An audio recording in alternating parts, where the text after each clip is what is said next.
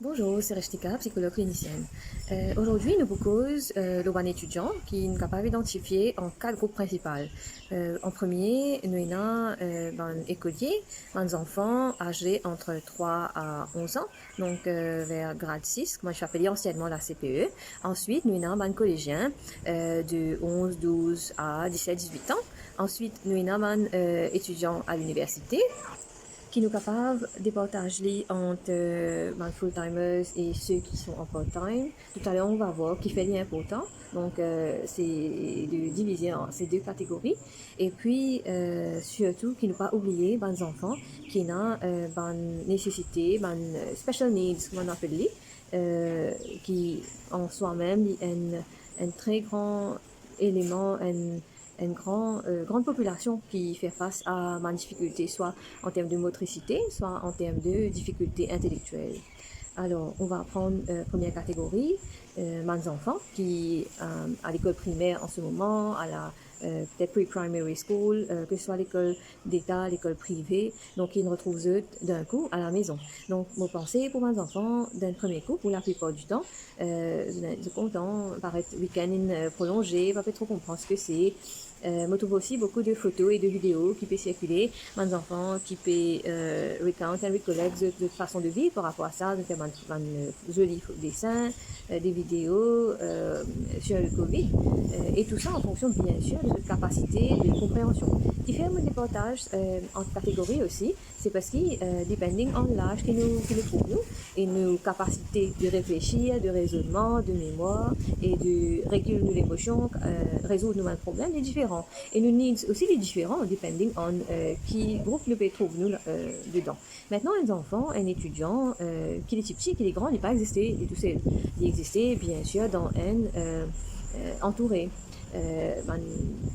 Primary caregivers, déjà ce sont les parents, donc, ou alors quelquefois ce sont les grands-parents. Si parents séparés, ben, il y a un parent qui est principalement qui peut regarder l'enfant, tender to his needs, et aussi il y a des enfants qui ils sont loin de leur famille, peut-être ils ont pour un traitement médical à l'étranger. Nous avons beaucoup de difficultés, mais en même temps de plusieurs niveaux. Il y a très important pas juste aux enfants là du coup, mais aussi prendre en considération son entourage proche aidant, qui peut aider dans le quotidien, faire ses devoirs, s'il a facilité internet, payant, parents là même, donc bien souvent, peut-être les oublier un petit peu qui ne suit pas apprendre à l'école, calcul, tout ça, les équations, n'est pas évident, n'est pas chose donnée à tout le monde non plus, en fonction de nos capacités qui nous en fonction de nous-mêmes en tant que parents, nos limites qui nous nous ressources qui nous et internet, pas mauvais comprendre, moi de mon côté pour moi faire devoir avec mes enfants. En même temps, si mauvais travail à frontliner ou alors le type de travail qui peut nécessiter un working from home. Donc tout ça nécessite une réorganisation de nos quotidiens. Du coup, il n'est pas affecté que de learner, l'étudiant, il est affecté aussi son entourage. Donc il est important qu'il nous prend self-care, qu'il nous practice nos concepts presque préférés. Pourquoi? Parce que nous avons tendance à délaisser nous-mêmes. Nous avons beaucoup de priorités et normal en situation de crise, nous avons une hiérarchie de choses d'urgence, plus demanding pour attribuer une ressources personnelles qui maintenant, mais il est capable fatigant pour l'enfant que pour les parents pour se retrouver dans une telle situation.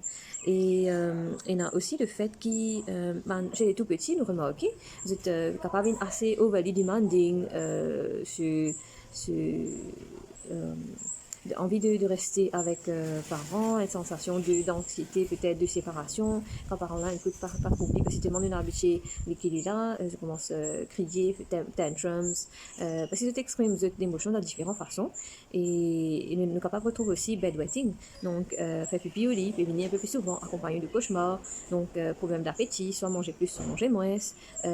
Toilette aussi, problème de constipation, il ne va pas hydrater bien, donc nous sommes capables vraiment, ça m'a symptomatologie là, chez les tout petits, ou même jusqu'à assez moins fréquent seulement, mais chez certains enfants qui grandent quand même, en fonction de l'âge. Et ce qui est plus important, que les parents doivent comprendre, si un enfant peut réagir de la sorte que maman décrire, ben, ça ne veut pas dire qu'il y a un mauvais enfant, qu'il ne va pas écouter, il ne va pas comprendre, non rien, et nous capables vite venir au bout de un certain burn-out qui nous n'est plus capable. Mais en fait, il est important prendre un petit break, respirer. Si nous pensons nous arriver au bout de l'épuisement, pas capable de manière correcte de causer, d'agir vis-à-vis de l'enfant, bien sûr, bon, pas cause d'un abus qui existe en fait, hein, c'est peut-être une autre session, mais voilà, reconnaître chez nous-mêmes un certain degré de tolérance qui nous est arrivé, et puis délègue le parent pour prendre la relève, bien important faire ça, shared responsibility là, et qui pour permettre de souffler, reprendre un petit peu, et après nous aller calmement l'expliquer. Mais aussi ce qui bien comprendre, c'est que chaque enfant est différent, et nous faisons un guide d'enfant là, pas en termes de ce que nous devons comprendre la situation ou la chose, perception qui nous est là. Nous faisons imaginer, penser d'après perception des enfants là, sur l'âge qui est là, mais aussi sa capacité de take in information.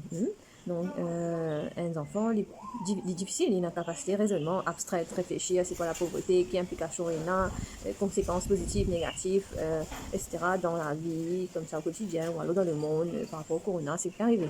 Donc, il faut comprendre une information simple, claire, précise, basique, en fonction de son âge. Et nous déléguer, nous avons une responsabilité partagée. Et puis, pas trop de pression, ok, il a faim, il a un devoir à faire, il a un planning pour la journée, le matin c'est devoir, après-midi c'est préparer à faire la recette ou nous faire activité au jardinage, mais dans ma jour que ces enfants-là pas envie, les beaux nous laisser, ça aussi c'est important.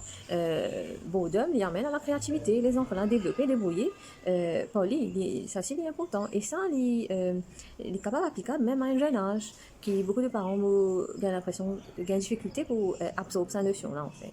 Et il n'est pas obligé qu'il suive un format bien précis, bien méticuleux. N'oublions pas, c'est une pandémie à la fin. Et pour les enfants aussi, c'est capable de comprendre une notion de ce qui peut arriver autour des autres. Maintenant, pour qui nous a, surtout pour les étudiants, qui nous a une bonne capacité d'attention, de concentration, il est important qu'il ait un mood quand même correct.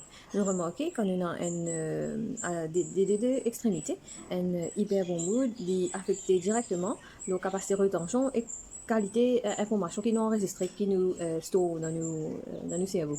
Et pareil, quand nous mood pas bon, ben il faut influence directement le type d'information qui nous le stimule, qui nous est dans l'environnement, qui est devoirs, qui est autres trucs d'apprentissage et qui est enregistré pareillement dans nos cerveaux. Ben, pour les étudiants, il est impératif, il est très important qui mood reste stable. Donc, veut dire comment nous vous faire une écoute bienveillante avec nos enfants, si nous avons une question par rapport à pandémie là, par rapport à un devoir, si nous va faire connaître nous aussi comment vous avez fait pour aider, nous honnête, mais en même temps nous pas obligés de nous donner toute information. Et puis ces enfants-là, ils peuvent faire face avec une difficulté additionnelle, comme par exemple un parent qui s'est séparé ou alors un parent n'est pas là. Le papa est capable de visiter, que ce soit en prison, à l'hôpital, s'il est malade. Il est important quand même de garder un contact téléphonique avec l'autre parent et qui ait une tendance à apaiser un sentiment d'insécurité de l'enfant et pour promouvoir un meilleur apprentissage. Et puis, il est important aussi de savoir que, surtout pour ceux qui n'ont pas composé un examen important comme PESAC cette année, et il y a une tension additionnelle, que ce soit pour les enfants ou pour les parents aussi. Donc, comment ça va se passer, dans quelles conditions, et c'est un moment d'appréhension, mais également de satisfaction personnelle par rapport à la réussite et des demanding aussi parce que ça change en grade. Donc de passer de l'école primaire à secondaire, c'est une grande étape de la vie qui demande beaucoup d'ajustements. Donc comment faire face à tout ça, des capables de questions qui étaient là en ce moment, mais le plus important c'est d'attendre, de voir comment ça va le faire avec les procédés et puis de veiller au bien-être devant l'enfant. Se trouver un petit peu en difficulté, pourquoi pas à chercher une aide additionnelle avec un formateur, formatrice, un prof à distance même, s'il le faut. Et puis voilà, rassurer l'enfant. Si tu as d'autres questions, n'hésitez pas. C'était un aperçu quand même bref de la situation. Maintenant, on va passer au deuxième volet qui est, on va parler autour difficultés de collégiens durant, mais aussi après la pandémie. De suite.